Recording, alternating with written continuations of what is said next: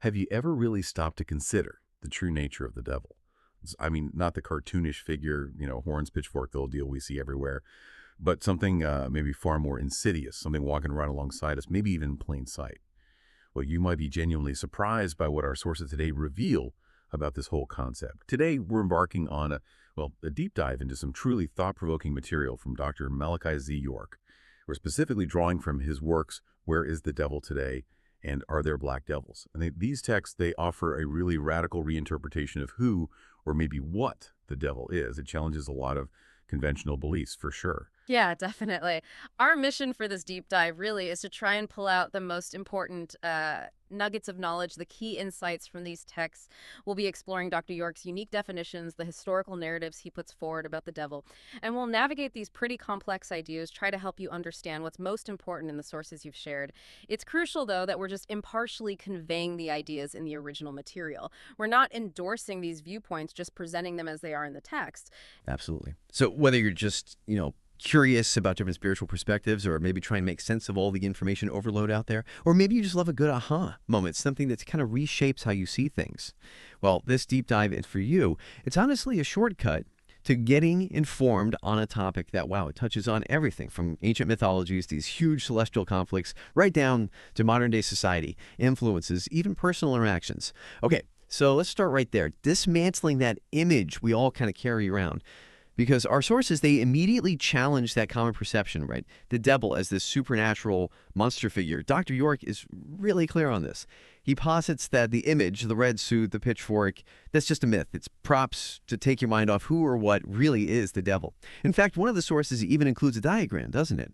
Saying explicitly he is not the devil with the pitchfork, as you have been told. Exactly. The texts lay out a very different reality. And honestly, it's kind of more unsettling in a way. They assert the devil is in human form, plain and simple. So this isn't some abstract spirit or, some beast from mythology far away. No, it's tangible, a physical presence. And the devil is defined as the person that you least expect. Someone who just blends right into everyday life. The sources even provocatively suggest it could be like the clean-cut businessman or the sophisticated businesswoman, maybe your teacher, or really anybody that is in a respectable position. Wow. That's quite a statement. It is. And the implication there is pretty profound, right? It means the true nature of this devil is way more pervasive, much harder to spot than some, fantasy creature. It kind of strips away the comfort of making evil this external thing, something easily identifiable over there. It forces you to look much, much closer to home. Okay, so if they look just like you and me, if they're literally the person you'd least suspect, how on earth do you spot them? How do you even begin to detect that? Dr. York does give us some clues, though, right? A specific set of characteristics, things related to attitude, behavior. Yes, he does. Sources detail several key traits that, according to him, mark these individuals. First, and this seems pretty foundational, they are negative or, should I say, disagreeable most of the time. Yeah. And this isn't just like having a bad day. It's described as a deeply ingrained, consistent way of being. Right, a default setting almost. Kind of. Second, they're described as inherently uncooperative. They prefer to obstruct things, not collaborate. And third, this one's fascinating. They'll laugh at your jokes, probably louder than anyone else, but they won't tell any jokes. And the reason they don't tell jokes is because their mission is not to initiate joy. The whole purpose, as presented here, isn't about creating or spreading happiness. That's such a specific behavioral flag, isn't it? It's not just being unfunny. It suggests an active avoidance of joy. Like they're fundamentally opposed to it. Absolutely. It's an active stance against it. The texts also note their tendency to over-exaggerate negative things. Like, if it's just a bit chilly, they'll declare it's freezing and make a big show of bundling up, right? Creating this drama around minor discomfort. Or if they're just hungry, they'll claim they're starving. It's always amplified. Everything negative gets turned up to 11. Exactly. And this exaggeration applies across the board to negative experiences. Another critical characteristic mentioned is that they never tell you about their past life. They'll really encourage you, push you even, to spill your guts about your life, get all your details, but you'll hear almost nothing substantial about their background. It's very one-sided. And finally, a really consistent pattern described is that they never have anything good to say about anyone. Just this pervasive negativity, always finding fault, always expressing discontent, that's presented as a key identifier. And what's really crucial here, the source clarifies, it's not just one thing. It says, think about the person who has more than just one disagreeable characteristic, is very negative, and always initiates negativity. So it's not a single slip-up or someone having an off day. It's the whole package, the pattern, a fundamental way of being. Precisely. It's the constellation of traits, the overall negative orientation. The texts even explicitly warn you not to confront them about it. Just know who they are and stay away from them. That's the advice given. Now, moving beyond just the physical form in these behaviors, Dr. York's teachings emphasize a really big conceptual shift. The idea is that devil is primarily a title. It's not a fixed name, not an inherent species or type of being. Many of the terms we commonly link with evil are actually, in this view, descriptions of actions or roles that potentially any being could embody. Okay, that's a huge distinction. So it's about what you do or what role you take on rather than just what you are intrinsically, at least in this basic sense. It really reframes the whole concept. Exactly. It puts the focus on behavior and choice, although, as we'll get into, lineage does become a factor later on in the narrative. But let's look at some specific definitions they give because it really illustrates this point. Take Iblis, often translated as a proper name like Iblis in traditional texts, but here it actually means rebellious. So, according to Dr. York, anyone who consistently rebels against, say, divine will or established order can earn that title. You become Iblis through rebellion. So it's a description of an action. Yes, then Satan. The meaning given is liar in wait. This implies a strategic, deceptive nature, someone actively plotting to mislead, and the term devil itself, in this context, specifically means false accuser. These definitions immediately shift the focus away from one single supernatural bad guy to a set of concrete, observable behaviors and roles that individuals can and apparently do inhabit. Okay, so how does the classic biblical stuff fit in? Like the serpent in the Garden of Eden, that's such a core image for many people. How's that reinterpreted? Yes. The sources tackle that head on, and it's pretty provocative. The term nakash, which usually gets translated as serpent in English Bibles, well, here it's said to actually mean hiss, to whisper, or to practice divination. The text links this directly to the Eden story, but clarifies, and this is really stressed, snakes can't talk. Instead, it states Nakash was a man, a human being, who acted the part of a snake, slimy, cunning, deceptive. The person acting like a snake, metaphorically. Exactly. A walking, talking individual who whispered these deceitful suggestions to Nakaiba, who is Eve. This is a powerful reinterpretation. It turns a symbolic animal into a calculating human agent. The text even points out that later, in Genesis 44.15, the same word, nakash, is used when Joseph talks about divining. The implication being even Joseph could potentially become the devil, nakash, through certain actions. Wow. Okay. That fundamentally changes the whole Genesis narrative, doesn't it? It pulls it right out of the purely mystical realm and puts the deception squarely into human interaction, calculated manipulation. It absolutely does. And there are other titles mentioned that reinforce this behavioral idea, like Halal, meaning the crescent, which gets linked to the traditional figure of Lucifer, Samael, meaning poison those of El, implying a harmful influence on those connected to divine power. Takaut, signifying to transgress, to stray, someone who deviates from the right path. Kanas, meaning to retreat, to shrink, which describes how Satan supposedly retreats when you remember God. So a whole vocabulary of negativity. Pretty much. They also list familiar terms like dragon, diablos, which they clarify means devil, false accuser, and slanderer, and Beelzebub, meaning lord of the flies, derived from an old Babylonian god. There's also Zara, given as meaning he was or became white, hinting at a racial origin for some manifestations, which we'll probably touch on later. And Thaban, meaning snake, because of his skin blue eyes and dark brown skin, another physical description linked to a title. And Mephistopheles, translated as destroyer, liar. It's like a comprehensive catalog of evil, all tied back to actions, roles, characteristics. It shows the devil isn't one thing, but a composite of destructive behaviors. It's like a detailed playbook of deceit and negativity, and these titles are the roles people play in that playbook. That's a good way to put it. And the sources then introduce three broad groups of people to categorize humanity based on these roles and their alignment. It provides a kind of framework. First, the Mu'min, described as the faithful, the people of Ammon, Ta, and Mitzrayim, Egypt. Then the Muslim, the ones of peace, people under Sedak, Zodak Sadiq of Salam and Mu. And finally, the Kafirs, meaning coverers of the truth. These Kafirs are identified as originating from the fallen Elohim, who were jinns, meaning disagreeable beings. And that term Kafir is used as an insult. It denotes someone who deliberately hides what they know is true. So it's about alignment, about covering truth versus being faithful or peaceful. Right. This categorization helps describe someone's spiritual and behavioral stance. It reinforces that you can be a kafir or be called one based on your actions, even though, as we'll see, lineage becomes a really crucial factor for a specific group identified as devils.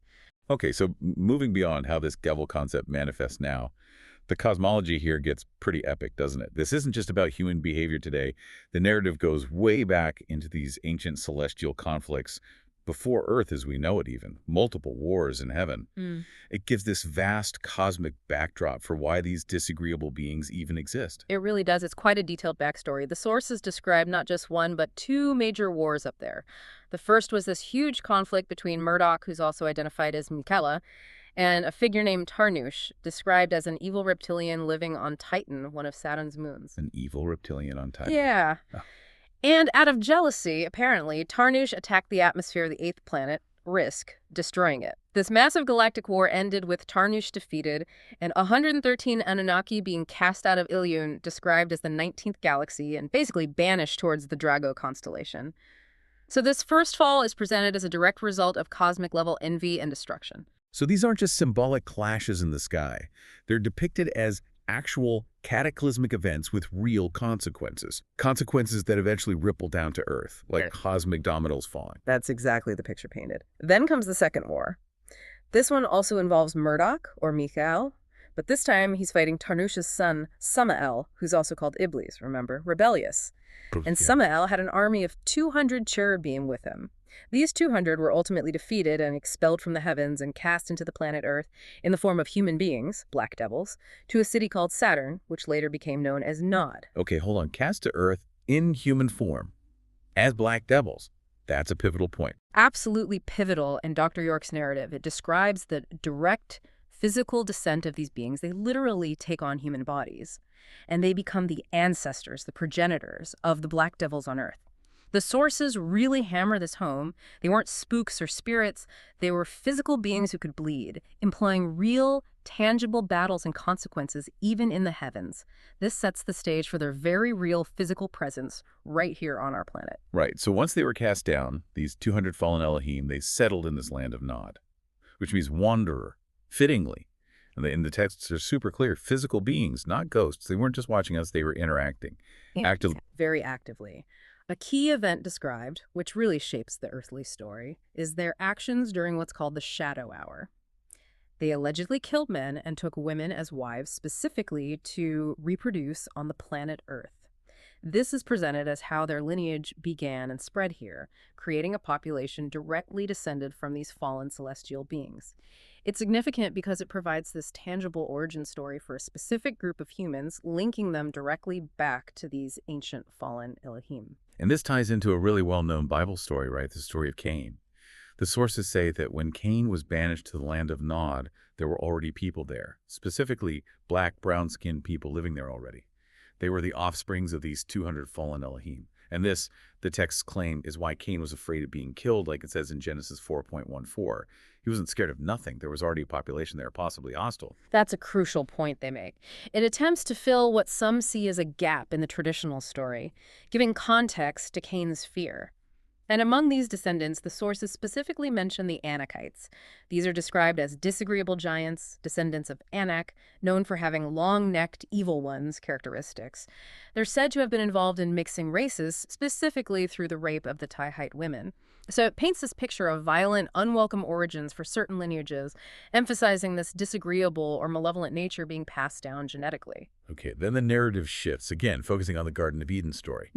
But it's presented in a completely non-traditional way. It's framed almost like an experiment by these Anunnaki Elohim to monitor the progress of these new Earth beings. Yeah, that's the framing. And the reinterpretation starts right away with the forbidden fruit.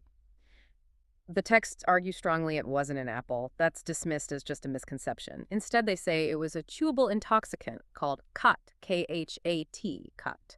The substance is described as an aphrodisiac, something that excited sexuality and manhood. So the implication is the sin wasn't just intellectual curiosity or simple disobedience, but involved lust, intoxication, a physical transgression. And this is where it gets really wild. The serpent, Nakash, who we've established they say was a man, didn't just show up looking like himself. The sources claim he first disguised himself as the beautiful woman Thukyak, also called Ashnan, to even get into the garden. Only later did he appear under the tree in the shape of an Anunnaki, Samael by name, with a human face to seduce Nakaiba, Eve. And again, they stress sneaks can't talk. So Eve wasn't talking to an animal. She was talking to a man, a deceptive human, making the whole act way more personal, more calculated. Exactly. And crucially, Adam, called Zakar here, and Eve, Nakeba, were initially created with something Dr. York calls a barathy gland.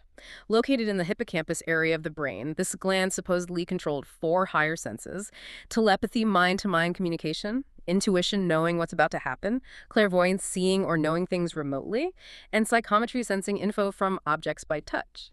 These senses suggest humans originally had this heightened awareness, a deep spiritual connection, direct communication with higher realms. Okay, and this is where the permanent change happened, this barathy gland. It was surgically removed. By who? By specific figures named: the great scientists Nergal Sheretzar, Ninti, Enki, and Urishkegel. The removal of this gland is presented as the reason humans became mere mortals, losing that innate ability to just randomly, directly communicate with the Elohim. Wow. Not a curse from God, but a deliberate scientific procedure that changed human nature. That's the claim. It fundamentally altered humans and severed that direct link. The texts even state the first human born without this gland was Enos. And that's why his name means mortal, symbolizing this huge shift in human capability, the loss of those higher senses. So the punishments that followed weren't just symbolic either. Adam working by sweat, Eve bearing children in pain, and the serpent, Nakahash, cursed to crawl on its belly, eat dust, lose its legs. That implies a real physical transformation for him, too. Yes, very concrete consequences. And there's a striking linguistic point made, too. The source notes the phonetic similarity between Eve and evil, suggesting a deep symbolic link just in the sound. Plus, they point out that if you spell lived backward, you get devil, implying this linguistic tie between life, evil, and the devil concept. And the text makes a really pivotal point about the strategy of the deception in Edom. It says, Samael wasn't interested in the male seed. It was very easy to get the man, but the evil one walked right past him and went to the woman.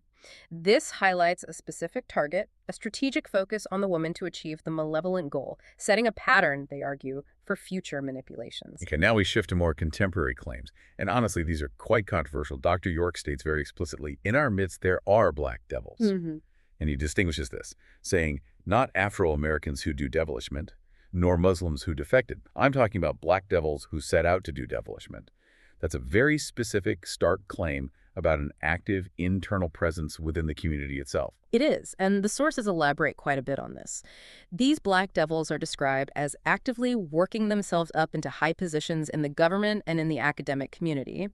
They're depicted as infiltrating basically every aspect of life, operating from positions of trust and influence. The text lists a huge range of professions: doctors, lawyers, professors, politicians, social workers, judges, imams, morticians, nurses, teachers, ministers, pastors, rabbis, sheiks, welfare workers, IRS workers, policemen, or firemen. Wow, that covers almost everything. Pretty much. And beyond those, they're also found, according to the sources, in the music business, in the movie business, even the customs office at airports. So it's not about being some obvious outsider easily marked as an enemy. It's about being an insider, someone with authority, respect, influence within the community. Exactly that. And their core motivation, the sources claim, is explicitly to make people miserable and to make your life uncomfortable. This isn't just incidental bad behavior. It's presented as a direct, calculated mission to cause harm and discomfort. The text even gets specific about their physical appearance, trying to counter other ideas. They are not white, they are not pink, they don't have blue eyes, blonde hair. I'm talking about blacks or browns, olive-toned, woolly-haired or nappy-haired or curly-haired devils. It directly confronts and refutes other racial identifications of the devil, making it clear this is presented as an internal manifestation. And the source material alleges a specific concentrated effort against Nubian men, right? Trying to undermine or destroy them, often using women, using sex scandals as a primary weapon. This seems to be a recurring theme, connecting back to that Eden narrative. Yes, that connection is explicitly drawn. And several prominent figures are cited as examples of this alleged pattern. For instance, former Mayor Marion S. Barry Jr., his ex-lover, Hazel Diane Rashida Moore, is accused of being an FBI informant. She allegedly steered him toward drugs, lured him to her room, and then testified against him, even though they say he initially resisted the drugs. Right, I remember that case. And Congressman Mel Reynolds is brought up too. Accused of relations with a minor, charges brought years later when she was 23, leading to his imprisonment. Then there's U.S. Supreme Court Justice Clarence Thomas. The famous accusations by Anita Hill during his confirmation hearings. He wasn't convicted, but it was a huge public scandal.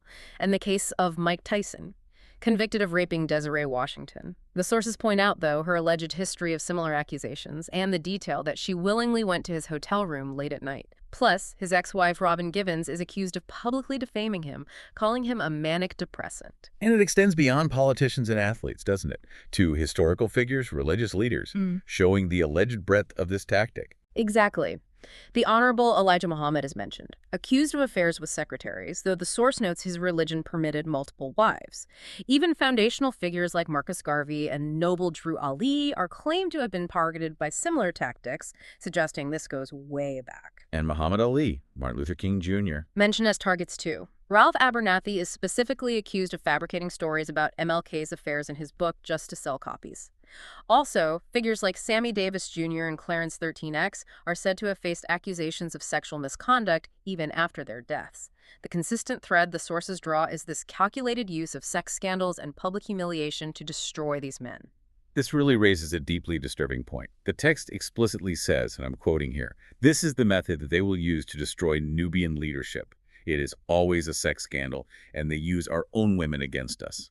Just like in the Garden of Eden in Genesis 3, they still use them against us, and they willingly help." That's a very strong accusation, implying willing complicity in these alleged schemes. The sources are absolutely unequivocal on this. They state, these kinds of women are playing the role of black devils by helping the evil one to bring these Nubian men down when they publicly defame their character as being negative. So it's not just about the men being targeted, it's about the active, alleged role of certain women as agents of this devilishment. And they give a historical example, too, don't they, to illustrate this pattern, the story of Zara. Yes, Zara, a woman of unsurpassed beauty who allegedly seduced two Elohim, Harut, and Marut. She supposedly tricked them into revealing the secret name of the Almighty, got them drunk on forbidden wine, and convinced them to behead an innocent man. And the source identifies her as being from the tribe of the Kafirun, concealers of what they know to be true, linking her actions right back to that core idea of deception. So this ancient story is presented as a kind of template for modern events. That's the argument, that this ancient narrative allegedly serves as a template for modern betrayal and manipulation. The source contends that disagreeable female Elohim that are just as wicked and mixed in amongst you still exist today. It warns that Nubian women are being used for deviousness, trickery, and deceit, often motivated by the love of money or a little fame.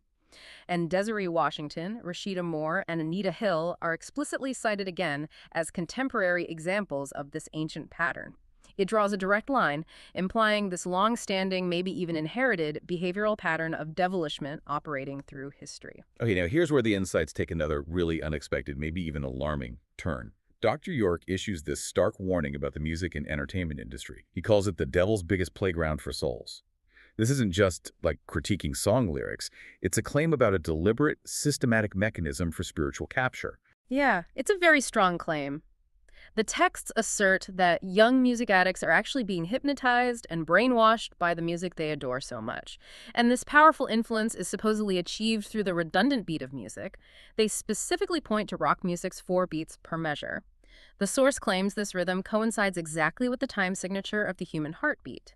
And this synchronicity, they argue, allows the music to directly influence, even manipulate, the listener's internal rhythms and state of mind. So it's not just catchy tunes. It's designed to resonate with your actual physiology, to create this internal frequency lock. That's unsettling. It is. The source further claims music uses hook lines and repetition, things we know are common in popular music, to etch themselves into your brains, and quite disturbingly, to void the brain, actively working on the nervous system. The argument is that this constant repetition makes the brain comfortable, almost passive, leading to a trance-like or hypnotic state where critical thinking just drops off. A hypnotic effect through repetition. Exactly. And most strikingly, the text links this directly to the idea that beings travel and vibrate on the A note and are moving on sound waves, and that these beings can travel straight down through the headphone wires into your heart. This suggests a direct spiritual vulnerability opened up by the music itself, allowing these malevolent influences, as they see it, to just permeate the listener. And building right on that, there's this key, really specific claim about altering music's actual vibrational tone.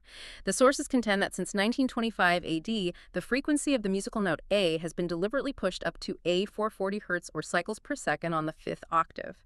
They state instruments, like the piano, used to be tuned to middle C, but now they're calibrated to this A440, which they claim is 55 times faster than what it should be. Yeah. They even allege that since 1945 AD, it's been pushed even higher to 442 Hz and 443 Hz in some cases. Okay, 55 times faster. And what's the supposed consequence of deliberately changing the frequency like that? That sounds truly alarming. Well, the sources claim that by doing this, they've also sped up time itself, creating this artificial acceleration of human experience. But the most alarming part is the assertion that this altered frequency causes human brain cells to be burned faster. They literally compare it to a microwave oven. A microwave? How? The text uses a direct analogy. Microwave ovens work because the sound waves make molecules vibrate really fast, creating friction, which creates heat. It applies this mechanism directly to music listened to through headphones. The concentrated sound travels to the brain, they argue, and causes physical damage. So the louder the music, the more damage you are doing. This is portrayed as a deliberate, controlled attack on human biology and mental function using sound waves. And the goal? What's the alleged purpose of damaging brains with music? According to these texts, it's all part of a larger plan to make the planet's overall vibrational tone suitable to be able to accept extraterrestrials, and also to sedate and tranquilize the seed of the warrior, basically pacifying potential resistance. Wow. Okay, beyond the sound itself, the sources also heavily critique the idolization of celebrities, framing them not just as famous people, but as idols and stars terms they explicitly call symbols of Satan. This brings the devilishment right to the figures people admire. Yes, several entertainers are specifically called out. Prince, for example. He's accused of luring children into wanting to be singers, diverting them from potentially becoming doctors, lawyers, scientists, or the child who might have become the first Nubian president. His fans, trying to emulate him, purple houses, purple cars, wearing only purple, are depicted as giving up their own identity to just copy Prince. And Michael Jackson is mentioned too, right? Accused of leading kids astray. Yes, with impersonations, hair straightening, skin fading. His famous 50-foot statue is explicitly called idol worship, a direct violation, they argue, of commandments against graven images. It highlights the alleged spiritual danger wrapped up in celebrity adoration. And it extends to athletes too, basketball stars. Right. The very term stars is called a symbol of Satan, linked directly to Ishtar, described as a demon moon deity, and Halal, or Lucifer. The source argues these figures, through their fame, give children false dreams, pushing them towards unrealistic hopes of athletic stardom instead of maybe academic or other paths. The whole entertainment industry, in this view, is this carefully built system for spiritual and societal manipulation. The sources then dig into the supposed spiritual roots of music itself. They name Pan as the deity of music, describing him as a half-man and half-goat deity and directly as the demon over music.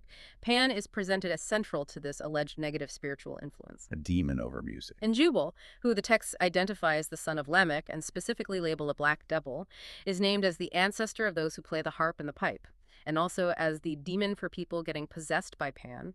This connects the very origin of musical instruments, the practice of music, right back to this malevolent, devilish lineage, according to the texts. And then there's the critique of modern dances, which aren't just seen as, bad dancing, but as actively harmful. They call it non-dancing, just jumping up and down or bouncing around. Yeah, the critique gets very specific and physical. Break dancing, for instance, is singled out for spinning on your head, which they claim causes brain damage. And spinning on the neck, the cervical spine, which supposedly causes the spine to curve and stop the flow of energy from reaching the medulla oblongata, disrupting vital energy.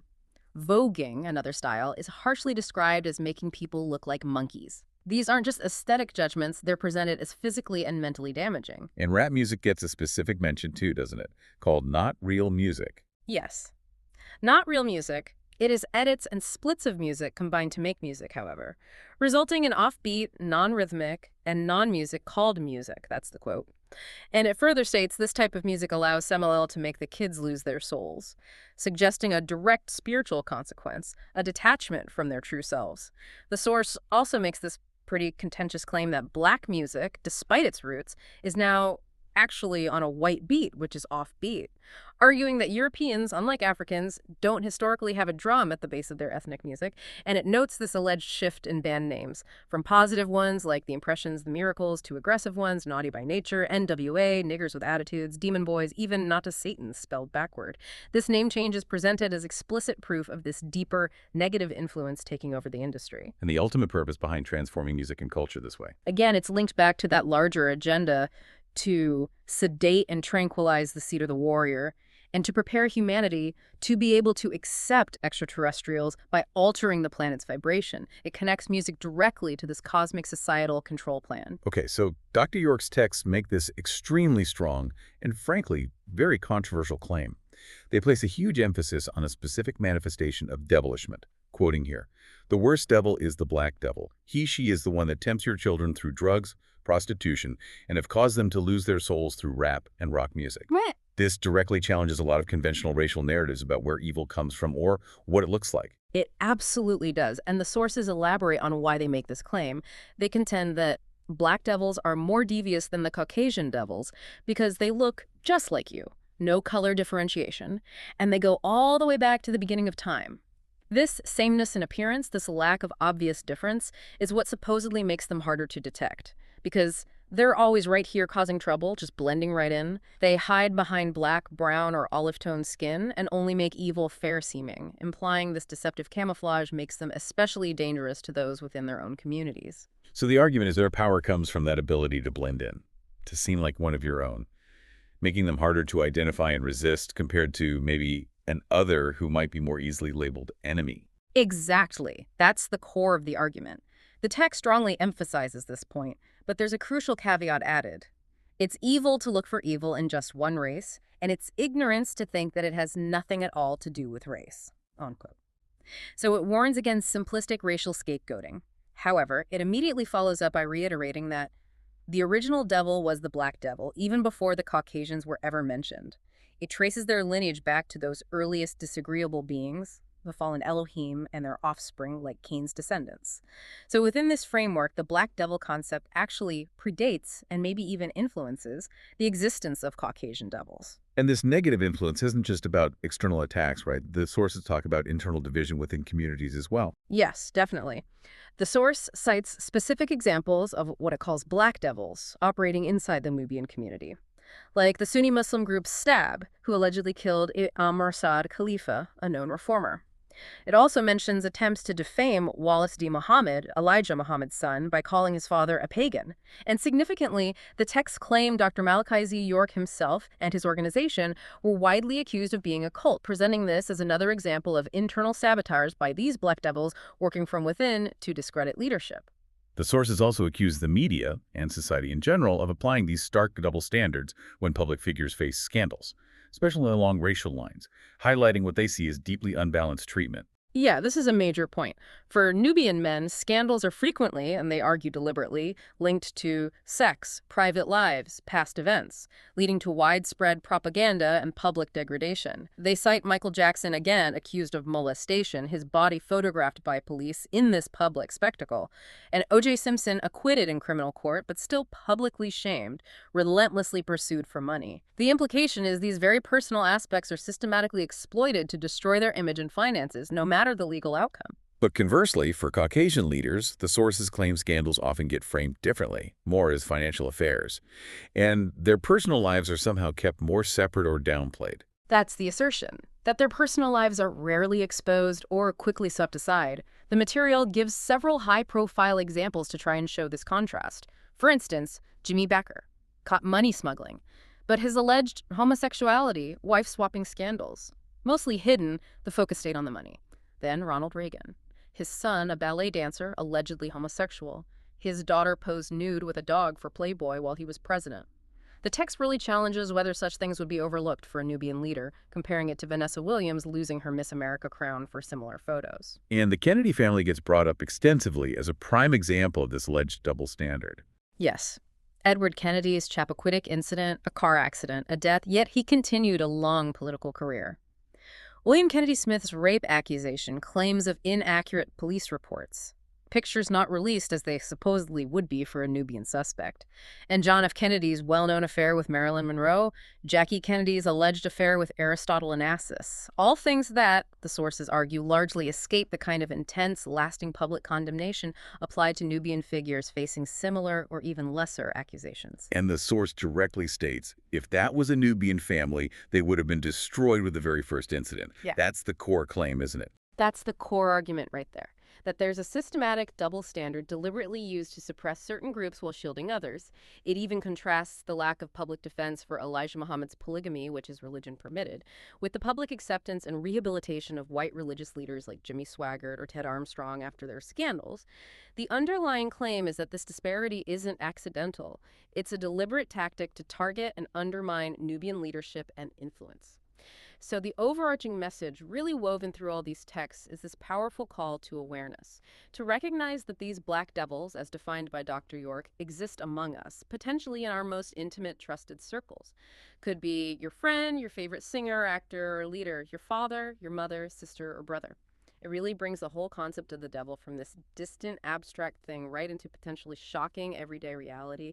It demands personal vigilance. Okay, so if these devils can literally be anyone, even close family, revered figures, how do we identify them beyond those general characteristics we talked about earlier? Are there other, maybe more subtle indicators? Well, they're consistently described as tempters, people who draw others towards harmful actions or thoughts. The texts emphasize there's always a flaw in their personality, some inherent imperfection that kind of subtly shows itself.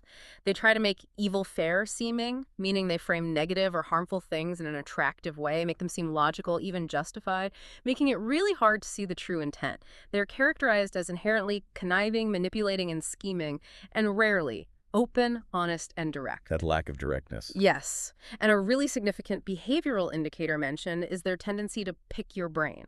They extract your entire life story, all your personal business, while you never being able to get them to tell you anything about themselves or their past. This really profound imbalance in sharing information, this one-sided extraction of personal details, is presented as a major red flag within this framework. So what does this all boil down to for us, for you listening? Trying to process all this, maybe navigate this complex reality described here. The source gives a pretty direct personal call to action, doesn't it? Really does. It urges people to stop believing that the evil one is a spook ghost. Stop thinking of it as just a myth. And instead to accept right knowledge, meaning this specific knowledge presented to truly recognize their physical pervasive presence. And the core message, the final admonition, is really profound. Watch out for black devils in others and in yourself. Accept it and move on, but know that it exists. That really shifts the focus, doesn't it? From just looking for an external enemy to this internal pervasive reality that demands constant vigilance. Not just watching others, but critically examining your own actions, your own intentions, your own tendencies for any hint of this devilishment. #hashtag outro. Wow. Okay. This deep dive into Dr. Malachi Z. York's texts, it certainly presented a challenging, highly unconventional perspective. The idea that the devil isn't just symbolic, not just myth or folklore, but a very real physical presence operating among us. And these sources contend this devil often shows up in the most unexpected forms, people who look just like us, people in positions of authority, trust, even admiration. Yeah, we've really explored how these texts radically redefine the devil, moving way beyond traditional myths, emphasizing specific behaviors, presenting this whole cosmic and earthly origin story rooted in ancient conflicts and these intricate deceptions in Eden. And we've unpacked those highly controversial claims about black devils in society, their alleged infiltration, the insidious methods supposedly used against leadership, and their profound claimed influence within music and entertainment as these powerful tools for devilishment and control. So what does all this really mean for you listening right now? If, as these texts suggest, the devil is everybody walking on this planet who thinks they're not the devil and they hide behind a uniform or just niceness, what influences, subtle or maybe not so subtle, might we be unknowingly accepting into our lives? And maybe even more pointedly, what elements of this devilishment, as defined here, might we even be unwittingly nurturing within ourselves? This deep dive really encourages you, I think, to reflect deeply on actions, intentions, influences, not just out there in the world, but right here, in your own personal sphere, your own choices. What stands out most to you from this really thought-provoking exploration?